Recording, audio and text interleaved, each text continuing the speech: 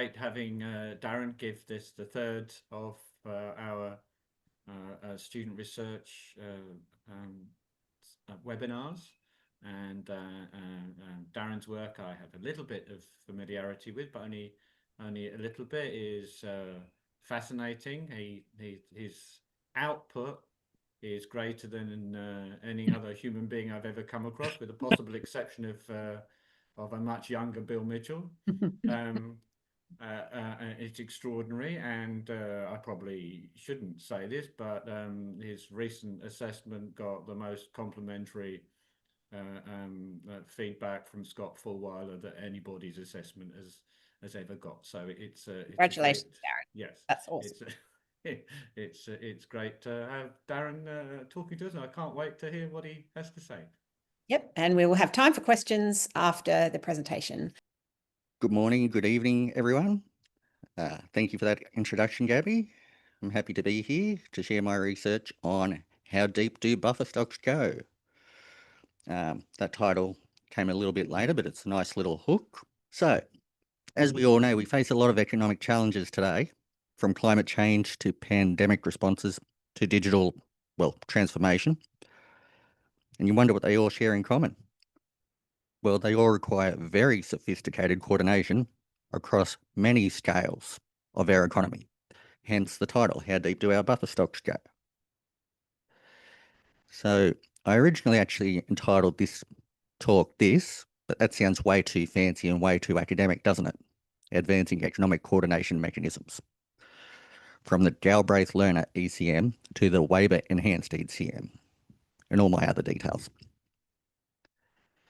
But the whole point behind this is the whole MMT framework, which we've all heard many times, but I don't know if we really recognise it, is the through thread of it all is literally buffer stocks. If you take one thing away from it, not government spends first, or the Mosler version of the tax obligation liability comes first before anyone will accept the money, is it has to be based on a buffer stock. And we know that from the job guarantee. We've all heard that story for a while. But there's a lot more buffer stocks in the economy than we think. So, and I'll get to that shortly. But what I've tried to do here is develop, hopefully, a new analytical framework that helps us understand those coordinations of all those other buffer stocks. Because our understanding of all this coordination we do through the firms and everything we've seen previously is quite limited. The whole point of this is it builds on the MMT post-Keynesian institutional economic stuff, while incorporating newer insights, even from complexity theory, or more accurately, complexity economics, I'd imagine. It provides some more nuance to the way things are going. And in the next slide, or maybe the one after, because as I said, I added a slide this morning, I'll introduce the concept of, as it was originally called, buffer stocks all the way down. And I've already explained that it's a fundamental principle that underlies all economic coordination. And this helps us understand how stability, and I guess instability, emerges in complex economic systems. And that's the foundation of everything I'm going to present to you today. Here's the gist of pretty much what I just said. Buffer stocks is the universal coordinating mechanism. A new framework, which hopefully can be an analytical tool, but that will be for all of you to judge. I named them after Galbraith Learner and Weber, and I've got a little case study later on. There's actually a few more than just the COVID-19 that goes through. Why Galbraith Learner? Because it builds on both James K. Galbraith and John Kenneth Galbraith's insights about technostructure and power, and everything that's institutionally embedded, rather than those natural, efficient market outcomes we always hear about. And it's actually funny, as I put this together, the word embedded didn't really occur to me. Later on, you'll hear me use fancy words like tessellated, fractals, affine, I don't know how to pronounce it, affine, I think. And as I was reading other stuff later on, I went, hold on, this is just embeddedness under like Polanyi and everyone else, and very microeconomics oriented, which I didn't even realize at the time of developing this. Let's see. Oh, yes. And we talked a little bit about coordination rights, like the power, who has authority to make decisions about resource allocation. So the power and resource allocation is fundamentally what shapes economic outcomes and stability or instability. But I'll get to that. I've already told you it's the Galbraith learner and Weber enhanced thing. The Weber is based on Isabella Weber's work, who, important to note, is a student of Jamie Galbraith, and it'll enhance our understanding, but I'll get to that. At the end, there will be a case study on COVID-19, very popular case study at the moment, but it's very useful too, because as we all know, the pandemic revealed how different coordination mechanisms operated under stress. And well, we know how that worked out, but it highlights the strengths and weaknesses of buffer stocks. The pandemic demonstrated that effective buffer stock mechanisms are crucial for economic resilience, which is a perspective that aligns with Keynes's monetary theory of production. And of course, post-Keynesian approaches to, wait for it, endogenous instability. So, looks fancy, doesn't it? This is just the Galbraith Learner ECM. ECM is just economic coordination matrix. I discovered a lot of things in post-Keynesian economics use various matrices. This is the simple one because think about it, and I'll show it a bit later, and I'll probably repeat myself, but that's okay. We're all familiar with, it's often presented as the quantity theory of money, but we know it's an identity. And I like to use MV equals PQ myself, not PY, but QY output. Doesn't really matter. And as you can, and I'll get to the point about that in a moment. In this matrix, you can see you got the price control, P, and quantity control, Q. And we know, well, look, we all know what a free market's like. We've got low price control, low quantity control. Well, it's probably better to say floating or both of them. But all these are things we've experienced in life, whether it's in the supermarket, taxi cab, your local pharmacy or drugstore for the Americans. And so we've got 9 distinct cells here. Like just as some examples, for the free market, you've got things like the cryptocurrency, arguably, the stock market, price influence. I mentioned pharmaceuticals a moment ago, minimum wage laws.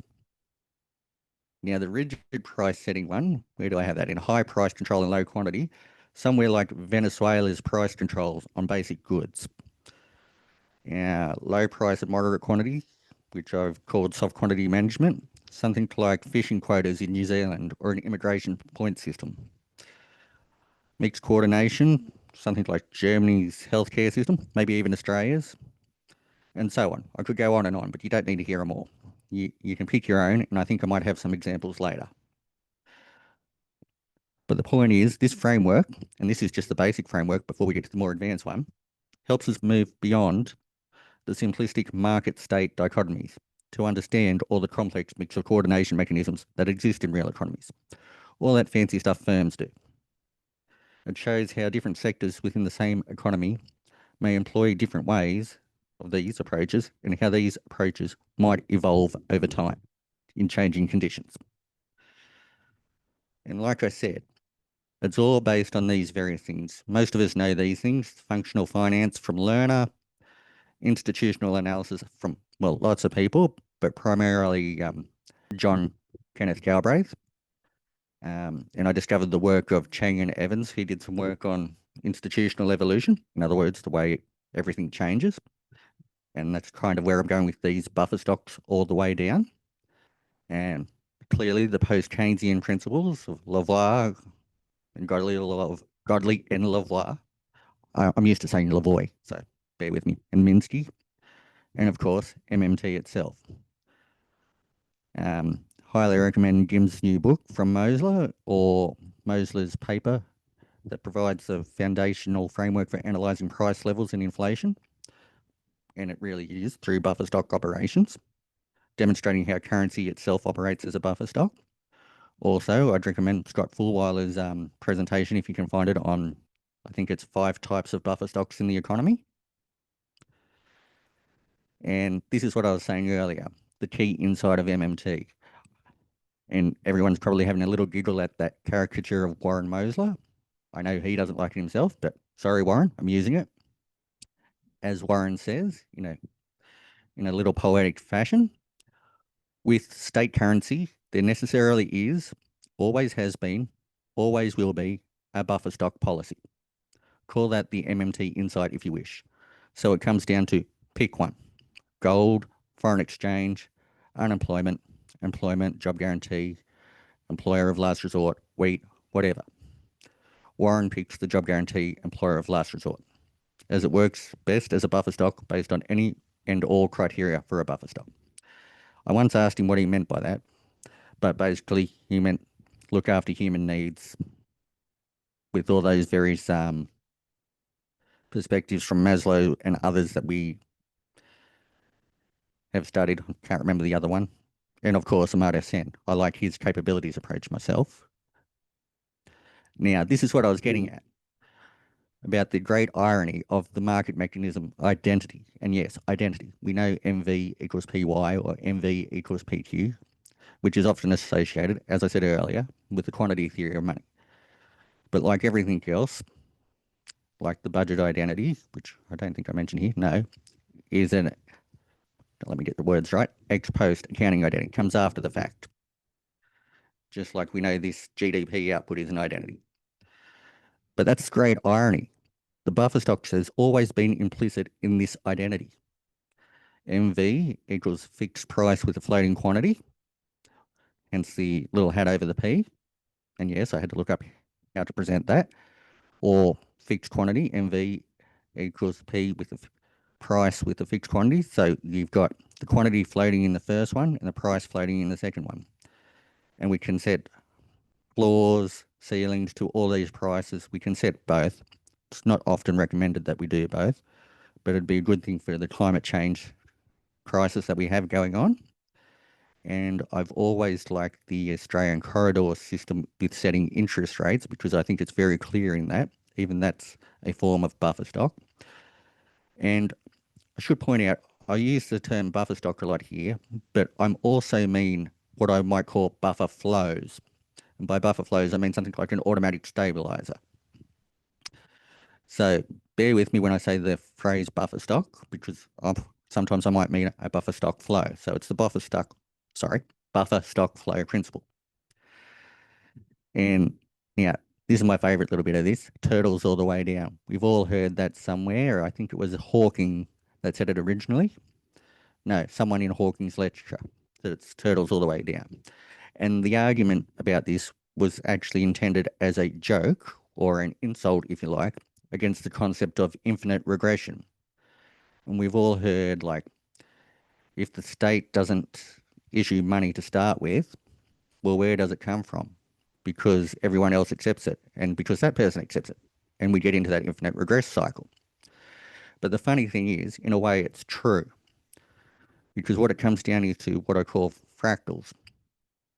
And fractals, I think I have on the next page. Yeah, well, I found the fractal part. It's just the same self-similar repeating pattern appearing again identical to the original fractal, and you end up in that infinite regress loop. And we see a lot of them, like the turtle shells are fractals, coastlines, mountains. When you see similarities between the galaxy and the human brain structure, or an eyeball and a black hole, things like that. But this is how I get around the infinite regress. It's with what I call the affine fractals, and that's where you scale the fractal, rotate it, shear it, and build upon the next one. And think about this. We've often heard the saying history repeats, but we've also heard the saying history never repeats, but it does rhyme. Just look around the world at the moment. How similar to the 1930s is it? But my point about the affine fractals is when you rotate these things and they all join together in a buffer stock sort of mechanism, which we'll see next. Here's the Mandelbrot set, just showing you the fractals going ahead. When you put them together, what you get is a generative nature, like the institutional changes, which takes me back to the Galbraith and Chang and Evans stuff. And it actually shows us, our favorite word, that all this is actually endogenous outcomes. And I'm going a little bit far afield here, but this resolves a paradox between Randall Wray and Anne Mayhew, an argument about institutions brought money into being via court contracts, and Randall Wray's argument that it's imposed by the state. That's what I was mentioning earlier. But these are both different ways of looking at the exact same thing. I like to put it this way. Mayhew's version is what you might call fine grain, like right down to the depth and the details, and Wray and other MMTs you might call coarse grain. Like they're both right, because you couldn't have the state introduce the money if all those institutions weren't there to do it in the first place. So I could take that in many directions, from say Graeber through to many post-Keynesian institutional and MMT economists. But let's get more directly back on topic. That fractals have infinite intricacy, hard word, zoom symmetry, that's what I meant, the repeating things as you get in, and complexity from simplicity. We've all heard something like the three bottom problem, and we even use a three sectoral balances from Godley, which we use in MMT. But that's the point. And yes, this is what I meant, the tessellation of buffer stocks or buffer stock flows is what I meant by having them nested or affine and generating. And it was only long after I put this together, where I used the term tessellation, that I realized its embeddedness.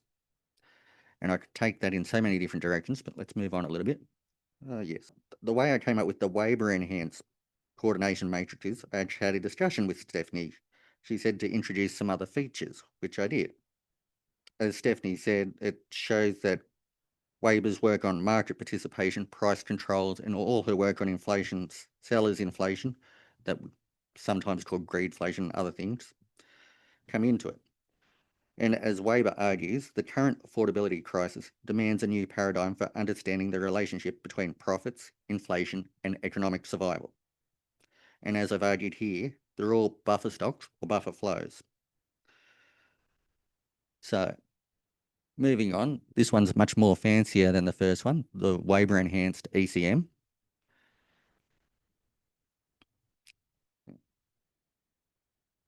What makes this one particularly powerful is that these coordination mechanisms are not abstract. They're things we can measure. Like we can see very high price control and low quantity control. Actually, I might have that backwards. I'm going to have to check. But the point is, we've got a rigid price dictatorship in the top left corner.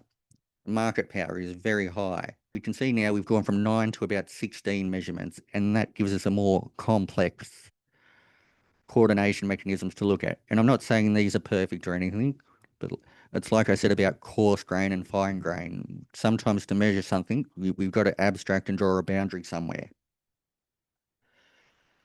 But what this helps us do is understand that these coordination and power structures are socially constructed and institutionally embedded, rather than natural market outcomes. I see. It's next slide, I explain it better.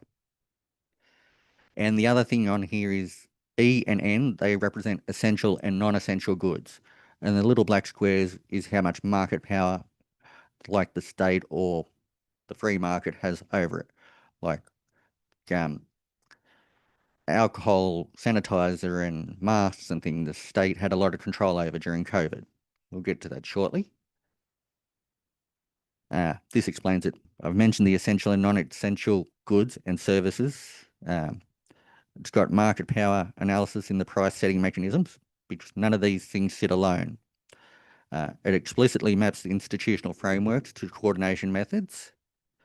And as I said, enables more nuanced policy analysis through buffer stock operations.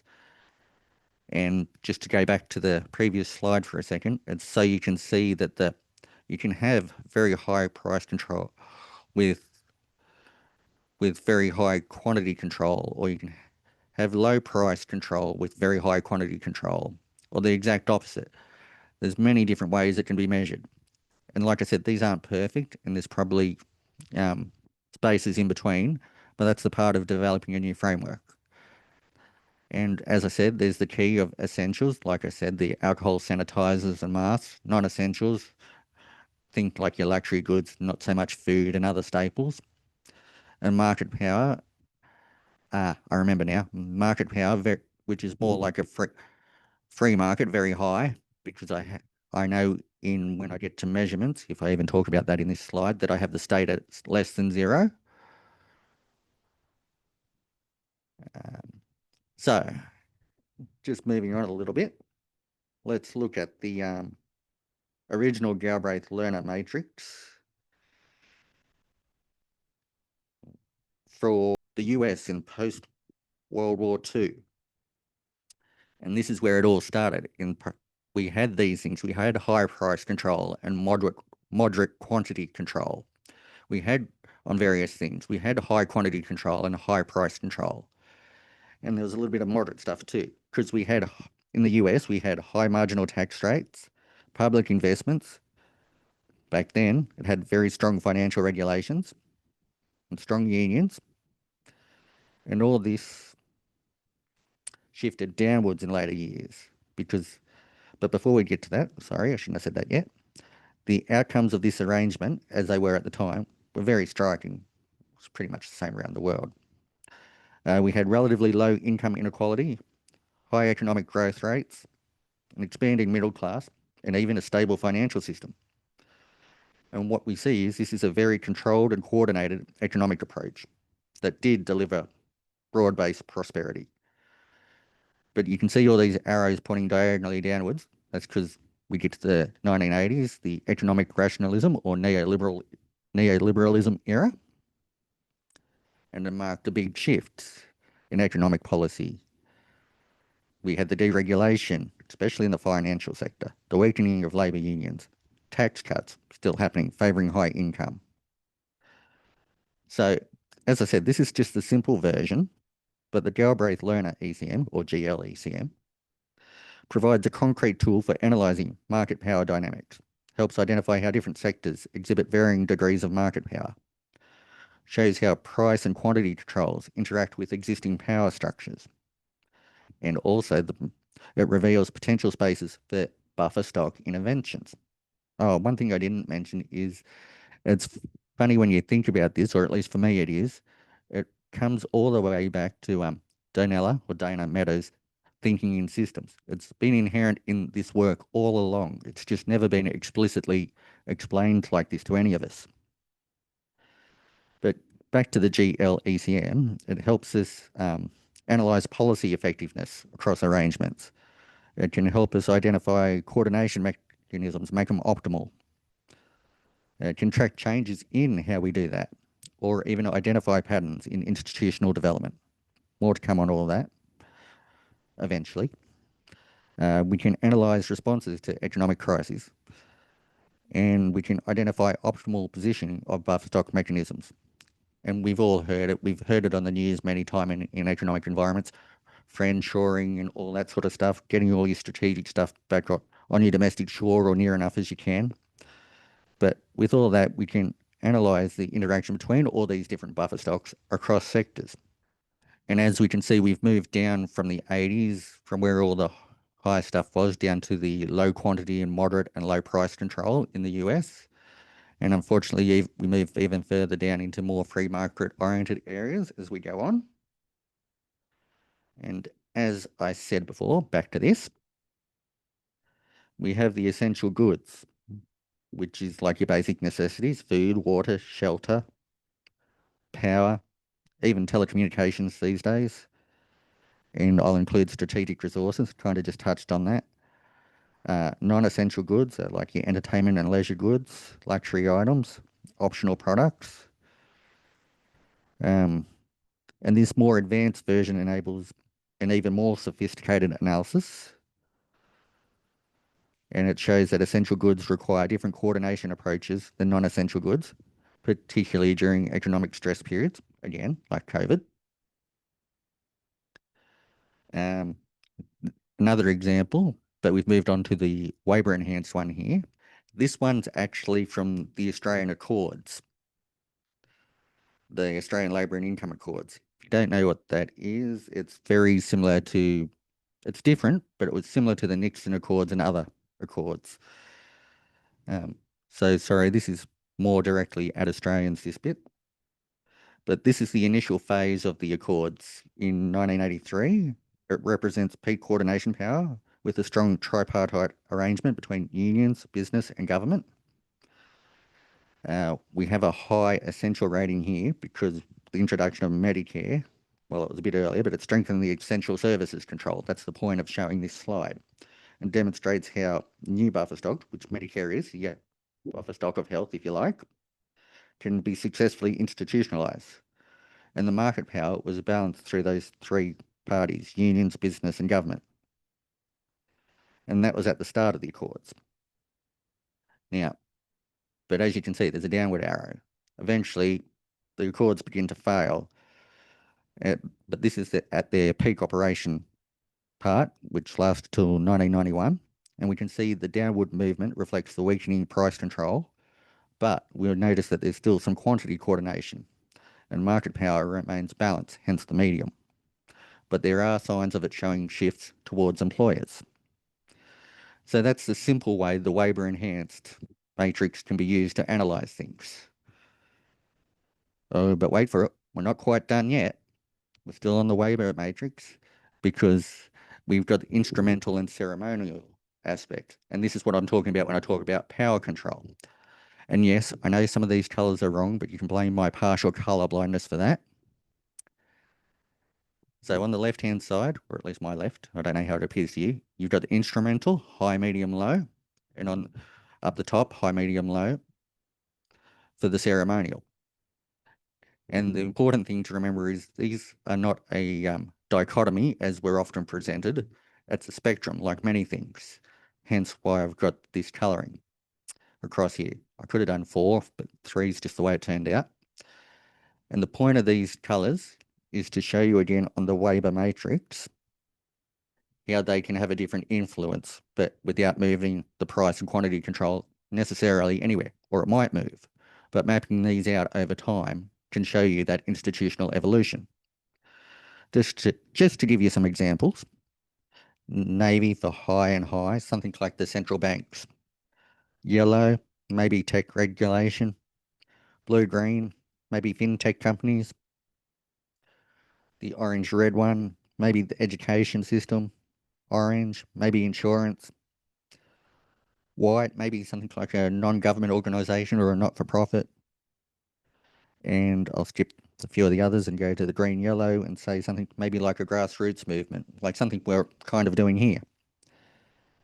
So to integrate this mapping into the framework, we can colour the relevant cells of the price quantity matrix using the colours from what I'm going to call the IC matrix. So jumping back to the Australian Accords, we can see navy here.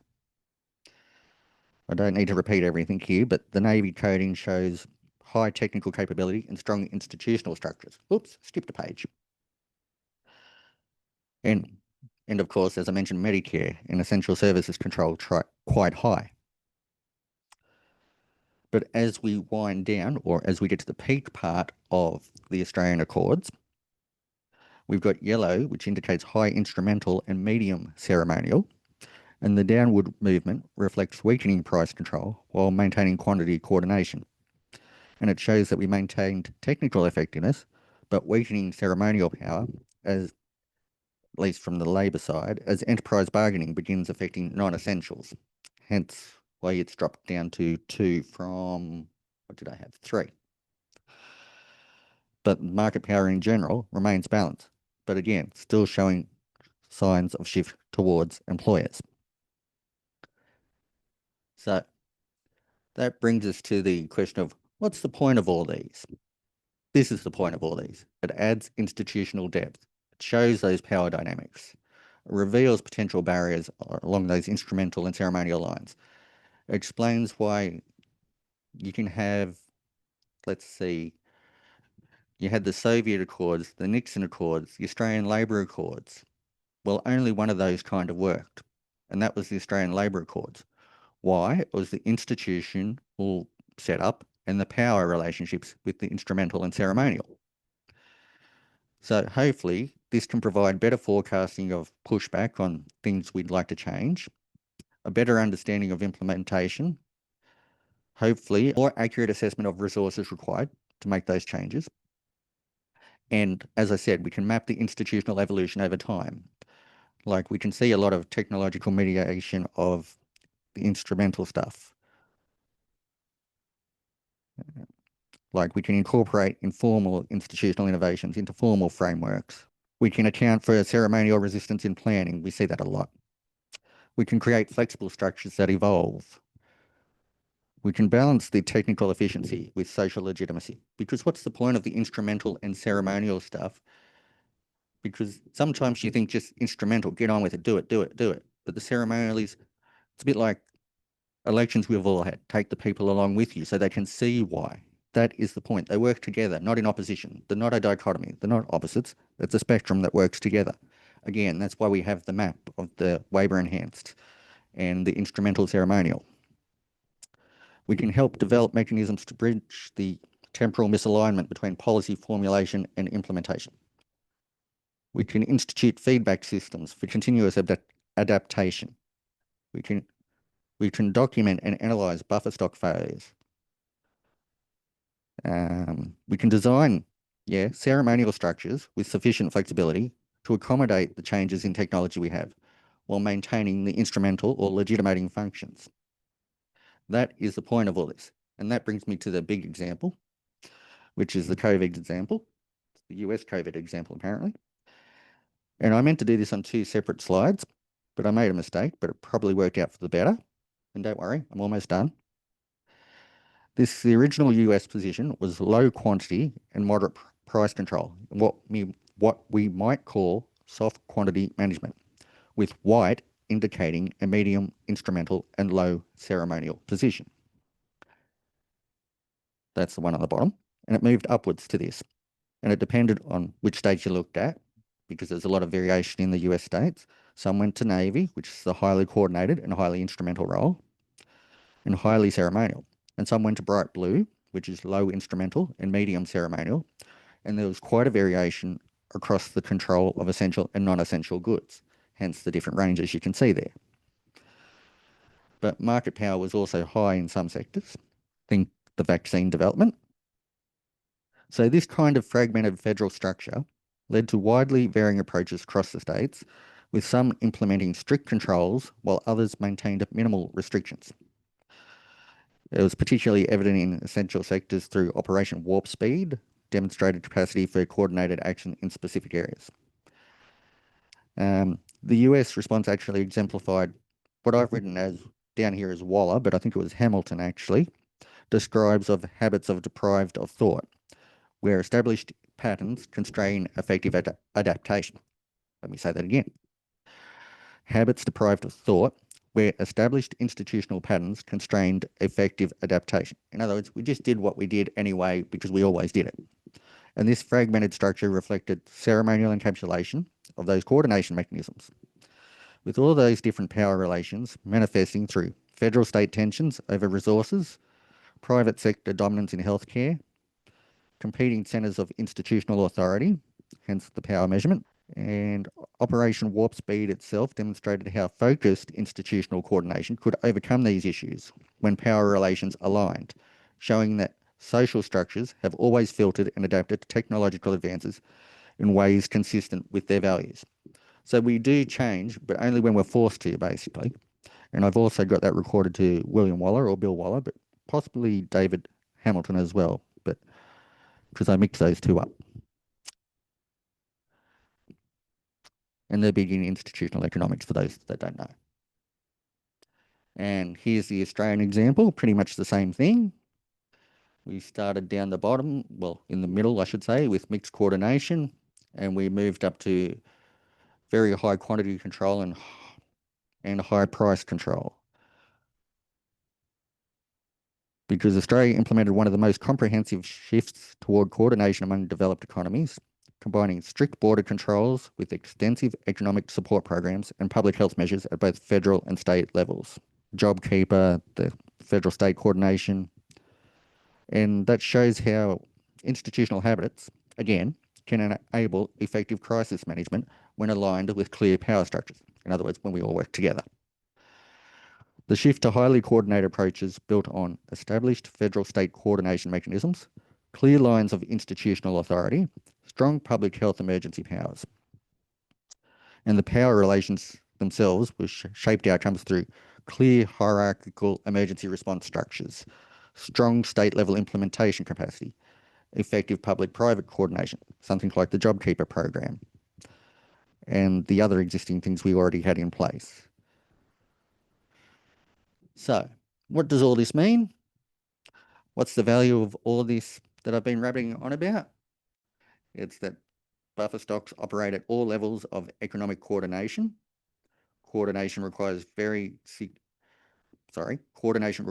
vary significantly across essential and non-essential sectors. The type of market power transforms the coordination mechanisms. Institutional capacity determines coordination effectiveness more than resource availability, hence why you look at some of Australia's success to some of the other countries. And hopefully this provides the analytical tools for understanding complex economic coordination challenges. That's up to you to judge. Enables more nuanced policy design that even respects biophysical limits, because even the ecological environmental stuff is a form of buffer stock.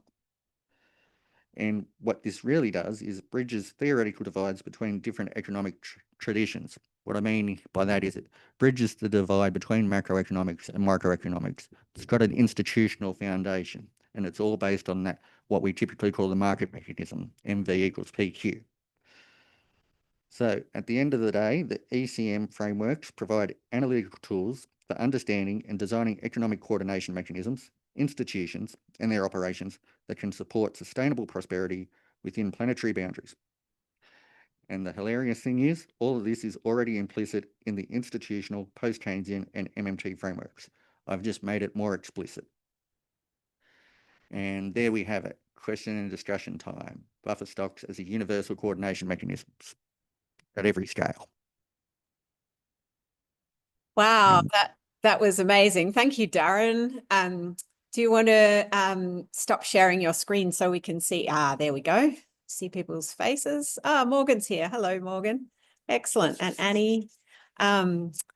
I must admit, a lot of that was over my head, but I really liked your use of practical examples that really kind of crystallized a lot, and the visual imagery that you chose, like in the tessellations and the Mandelbrot set, all of that is really kind of helped me conceptualize some of these things. So I can simplify that a little bit for you. Thank you for that. Thank you for your effort putting the slides together and making all of that visual extra element. Shall we open it up for questions? Feel free to take yourself off mute. Do you have an essay version? I think I will review this video. It was very interesting, but I want to see more. Yes, Jessie, I do.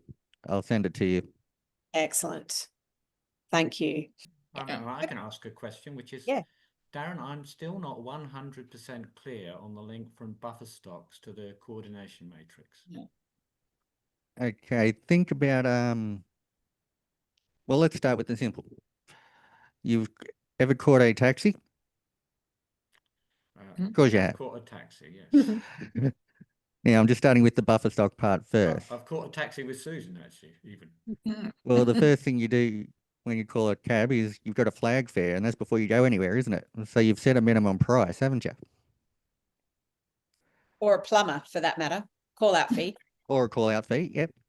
Think of any institution. So implicitly, there's always a buffer stock in everything, despite what we think.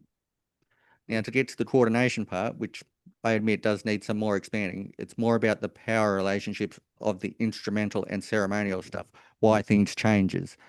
And I haven't actually added it to my proper research yet, but there's some power measurements. So that's the point, is like, I'm not with the sure. taxi cab. I'm not sure about the buffer stock concept. I'm not sure it adds to clarity here. And I just wonder whether we love the concept so much because we're MMT that we're shoehorning it into somewhere where I don't think so. Well, okay, that's just a suggestion, because No. the rest of it was super clear. I'm just not 100% clear where buffer stocks come into the story, Okay. and that's where we started from. It's in the title. Okay. Well, Well, we've got, as I said in there, I use the term a bit too loosely, but as we know with a buffer stock in general, it's a reserve or something that we might have if we need to. But also with something, I also use the term buffer flow, which is poor terminology, I know. But just think about your automatic stabilizers, your welfare payments, because that maintains the buffer of health or welfare, whatever you want to call. Yeah. Just like the buffer of gold reserves or the reserves you have in your bank maintain something. And that's why it comes back to like Dana Meadows' Thinking in Systems. Can't remember the start of the chapter of her book because that's about as much as I read the first 3 chapters is the business does this, but they did it wrong. If they just measured it this way and did it, whatever the rest of it was, why, they would have been fine. And that's because they didn't understand their inventories and their buffer stock of what they had there. So I've got 2 types there. I've got buffer stocks of anything. You can go with your commodities, but also think of like buffer stock of employment, unemployment, buffer stock of health even. Think of healthy people. Think of, well, anything.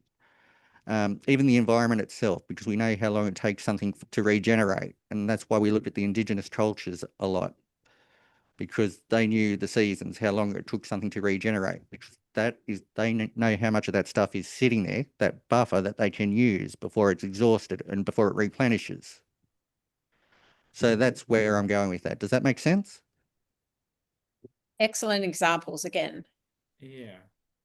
I'd be interested. Susan was nodding just now, so I'd No, be I'm interested. thinking. I'm thinking. There's a question from Russell.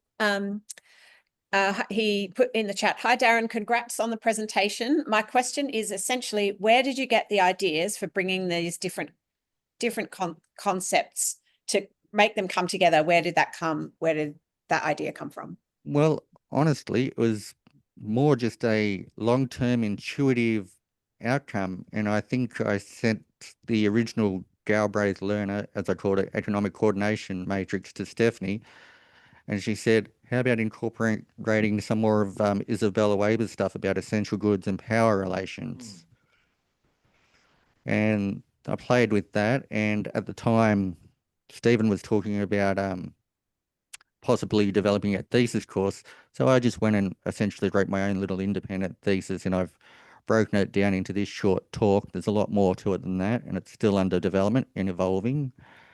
That's You've why got there was a about lot of reference. 3/4 of a PhD you've written, Darren. It's not quite finished, but it's nearly there. It needs a lot of correcting, actually, because like I said, a lot of the things, I think I was writing this presentation about Waller, but I attributed a lot of things to Waller in that little thesis that should have been to Hamilton. But Waller was writing about Hamilton, hence my confusion. There's a good comment here from Peter.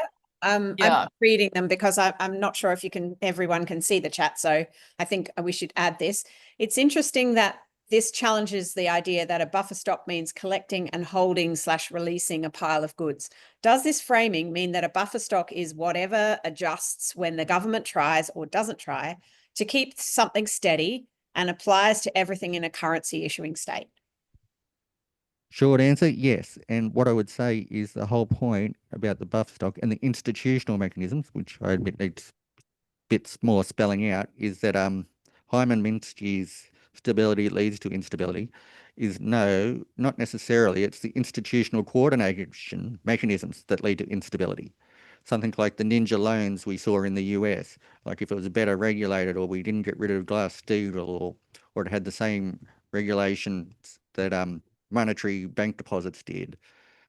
Because even regulations... I think you might be slightly misinterpreting Hyman Minsky there. In that a little Hyman bit. Minsky would argue that those mechanisms will be relaxed during a period of stability. He will, and that's the point, because we're moving more towards the ceremonial things, which is relaxing the instrumental thing, and that's why it will happen. But that's the point of looking at all this. We can analyze it as it's happening and adapt. Which is the job of an economist, after all. Which is more or less what Hyman Minsky said, actually, when he said there's no, for example, talking about the Federal Reserve, there's no fixed rule. It has to change. Yeah, terrific. Yes.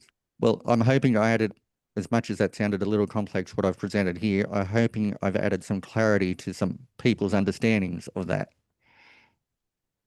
Very much so. Excellent. Anybody else like to add something? Jesse just has again. Oh, yep. All right, I'll read it. I'm going to be cliched, Jesse, and recall that one of the factors that contributed to hyperinflation in Zimbabwe was the structural adjustment programs pressured them to abandon some of their key agricultural buffer stocks, yes, starting in the early 90s. Then poor conditions in the early 2000s turned that into a crisis. I might review that situation with a buffer stock lens. Yeah. Actually, I hadn't thought of it, but the US case right now is a prime example with Trump basically destroying all institutional structures, effectively destroying all regulation, any buffer things. And as Susan said at the start, getting rid of FEMA, like all these things are there, well, basically to enhance our social welfare, our well-being. Yeah. And once you start removing, and that's what I mean about why it's a buffer, to protect us. There you go, think of it that way, buffer, a shield, protection, whatever you... I know I'm using it broadly and metaphorically, but if you think in the broadest possible terms, that's exactly what it is. Yeah. And once you start, like Trump, basically with his trade stories, is trying to make currency, if you like, the only buffer stock.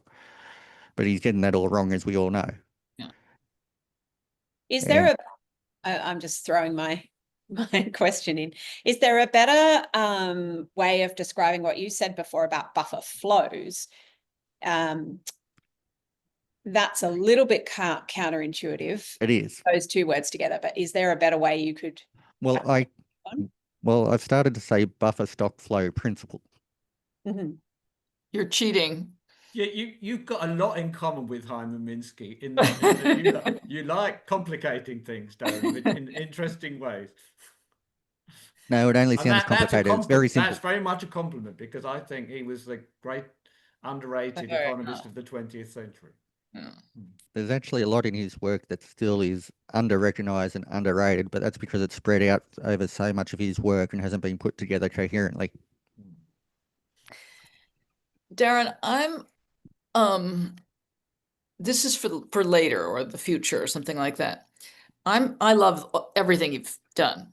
And you know that I'm a fan anyway of the way you think and how you characterize problems. To me, this is feeling a little bit mechanical or mechanistic.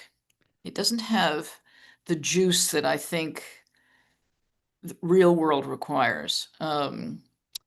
And I'm not quite sure what to do with that. I've been fooling around, as I think you know, with ideas in the complexity economics domain, which we certainly don't need to go into, but looking at, without being facile about it, but looking at biological kinds of models that I think could map on quite well to the points that you're making, but that I think would be a little more well, juicier is maybe the best word I can give you at the moment. But Illustrative, maybe. Well, may I more than respond? that, yeah, please. I can understand how you see it as mechanical, but as I don't know if I actually said it in the presentation, but I did have it in my notes originally. I see it a bit like the three-body problem. Like once we get there, we add to the complexity. And in the greater thesis discussion, I even mentioned Brian Arthur, who helps. Well, he's one of the my main man. complexity Right. economists. And yes, I agree. You can even map it onto other things, but I don't want to mention any of that here because it's going a bit far afield. Fair enough. I have actually taken it a lot further than economics, though. Yes. I had a feeling. That's great. Excellent. There's some other comments in the chat, Darren, that I'm not sure if you've seen, but Simon and Joseph and others are saying well done and thank you for the great presentation. So yeah, lots of nice compliments. You have an unusually brilliant mind, Darren, and it's just a matter of us finding a way collectively, but mainly you, to direct it in the most productive way, because you Unleash really you can. on the Yeah. world. Well, you really can. You are one of those people that can make a difference. Well, I'm not clear most productive direction, but maybe that will evolve over time anyway. But it's a great pleasure having you and as part of the program with so many other students that we have. And as I've said before, and you already probably know because you've interacted with them anyway, all the MMT royalty are aware of have some awareness of how your brain works, and everybody everybody knows the great potential that there is there. So I, amongst other things, I very much hope that the time will come when it's Dr. Darren Quinn, and then goodness knows what after that. Cheers to that. Excellent. All right. Well, I think this is probably a good time to stop the recording and wrap. And yeah, just wonderful job, Darren. And thank you so much for sharing your thoughts and your research with us. And looking forward to having you back in the classroom in a couple of weeks. thank you.